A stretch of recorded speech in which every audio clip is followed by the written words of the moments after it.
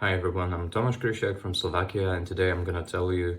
about a project called Slobodovo, Freedom Town, which was created in Slovakia in few last years,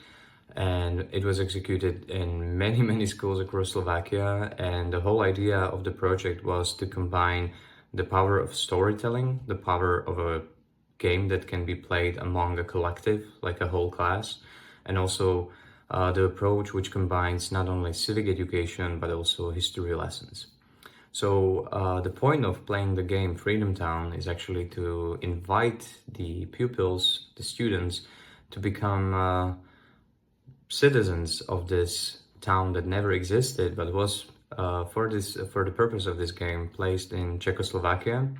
The year is 1929, and the citizens themselves are living in peace, harmony, and enjoy the liberal democracy that actually was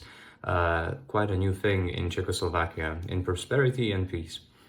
But what they don't know is that in 1929 there was an economic crisis starting in New York, and that economic crisis led to a lot of hardships that actually changed majority of the connected world at the time, including the lives of people living in Freedom Town. So during that game, the students have tasks to represent four classes: politicians, the people who own the factories, the people who own the shops, and also the people who work in the factories and represent, I would say, the most common people who are not having a lot of money, but yet they are strong in numbers, so they are really capable of, for instance, changing the representation in the local parliament or the mayor and so on. I have witnessed that this approach has really led to few changes when I was working with students. Firstly, they were more interested in learning history because they were very much keen to actually turn their agenda and ideas into something that would be tangible.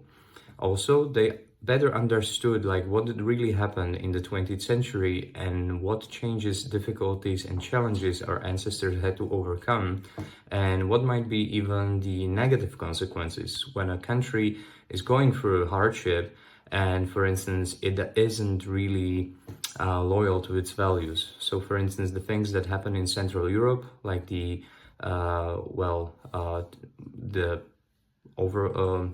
eventual split of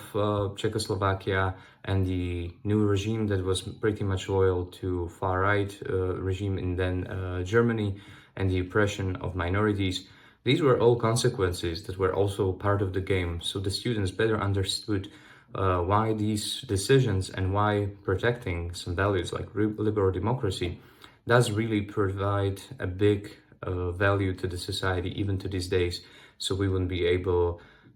to repeat the mistakes from the past. Projects like Slobodovo led me to create more games, more educational projects, and I'm really happy that in Slovakia we still have space to almost experiment with new approaches how to educate our students, our youth, and I strongly believe that turning history lessons into games that are open and educatable and understandable for everyone is actually the key how to improve the educational system and make sure that the future generations will be much better at understanding its history and therefore much more immune to be able not to repeat the mistakes from the past.